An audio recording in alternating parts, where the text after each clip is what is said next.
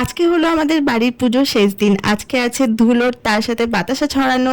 ওই দেখো মা পেছনে বাতাসা ছড়াচ্ছে, তার সাথে আছে আবির খেলা। কাদা মাখাটা তোমাদেরকে বলি কিরকম। কাদা মাখাটা হচ্ছে এই যে শুকনো জায়গাটা, এটার মধ্যেই জল দিয়ে দেওয়া হয় আর তারপর সবাইকে এখানে কাদা মাখানো হয়, ছোট থেকে বড় পর্যন্ত। সবাই কিন্তু এখানে প্রচন্ড মজা করছে, আনন্দ করছে। এরই মধ্যে কিন্তু মেঘ করে এসেছে। যে দেখো এখানে কিন্তু বাবাকেও ছাড়া হয়নি, বাবাকেও কাদা মাখানো হচ্ছিল, ইভেন আমাকে, মাকে, সবাইকে। আর আমরা কিন্তু অনেকগুলো বছর পর কিন্তু গ্রামের বাড়ি এসেছি, তোমরা সবাই জানো যেটা। সবাই কাদা মেখে এরপর চলছে নাচ, আর বাইরে চলছে কিন্তু প্রচন্ড বৃষ্টি। আর এই যে আমি আর মা স্নান টান করে একদম আমরা চলে গেলাম কাকুর বাড়ি, কারণ ওখানে আছে আজকে আমাদের লাঞ্চ। আর এই মন্দিরটা দেখো, এটা হচ্ছে কিন্তু আমাদের বাড়ির নিজস্ব মন্দির। আর এই মন্দিরটা কিন্তু বহু বছরের পুরনো, কিন্তু নতুন করে আবার রেনোভেট করা হয়েছে। লাঞ্চ কমপ্লিট করে একটু ঘোরাঘুরি করছিলাম, তারই মধ্যে দেখলাম এই পেয়ারা গাছটা এতটাই নিচে চলে এসেছে ডালপালাগুলো যে হাত দিয়েও ধরা যাচ্ছে।